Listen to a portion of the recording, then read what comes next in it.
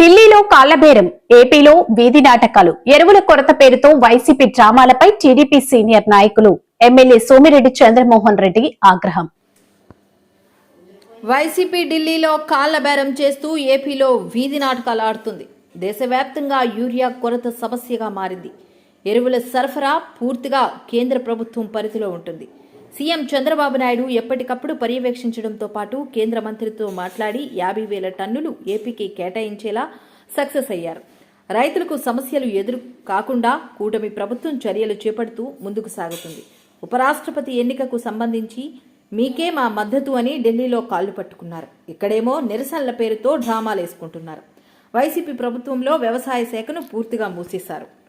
YCP party పోకడెట్టుందంటే ఢిల్లీలో కాళ్ళబేరాలు, ఇక్కడేమో వీధి నాటకాలు.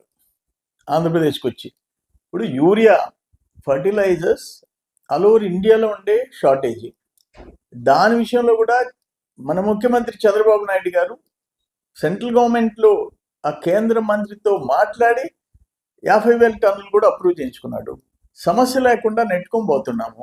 ఇది తెలంగాణలో ఉంది, అన్ని రాష్ట్రాల్లో ఉంది. అది నిన్న అక్కడ ఉపరాష్ట్రపతి ఎలక్షన్ జరిగింది, అక్కడ కాళ్ళు పట్టుకునేది, ఇక్కడ వచ్చేసేసి డ్రామాలు వేసేది. ఇది మనం ఎక్కడ చూడలే. నీ టైంలో అసలు వ్యవసాయ శాఖ మూతపడింది. ఆ ఫెర్టిలైజర్ అనండి, ఇంకా ఏ ఒక్కటి కూడా జరగలే. మైక్రో న్యూట్రియంట్స్ ఇవ్వలే, మెకనైజేషన్ మూసేసేసావు, మైక్రో ఇరిగేషన్ క్లోజ్ చేసినావు. మేము మాట్లాడుతుండవు. అక్కడ ఎంఎస్పికి ఒడ్లు కొంటే, ధాన్యం కొంటే 6 నెలలకి జమ చేశారు. మళ్ళీ క్వింటాల్ మీద అడిషనల్ క్వాంటిటీ. ఫర్ ఎగ్జాంపుల్ మాకు 860 కేజీలు పుట్టి 1000 కేజీలు 1050 కేజీలు తీసుకున్నారు. నెల్లూరు జిల్లాలో 6 నెలలకి పే చేశారు. దారుణమైన పరిస్థితులు. కానీ మీరు ఆర్డీఓ ఆఫీసుల్లో ఎరువుల గురించి మాట్లాడి ధర్నా చేయటం. నిన్న సెకండ్ క్రాప్ జరిగింది, యూరియా షార్టేజ్ వచ్చిందా?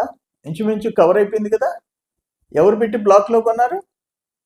కానీ ఇంకా ఆపండి. ఈ నాటకాలు ఆపి చేసిన పాపాలకి మీరు ఈరోజు అనుభవిస్తున్నారు. ఇది మాత్రం అందరూ నవ్వుకుంటున్నారు. అక్కడ అన్కండిషనల్ సపోర్ట్ ఢిల్లీలో. ఇక్కడికి వచ్చి ఏ కేంద్ర ప్రభుత్వం ప్రాబ్లమ్స్ ఫేస్ చేస్తుందో దాని మీద ధర్నా, ఇక్కడ తెలుగుదేశం మీద ధర్నా. చూసి నవ్విపోతారు.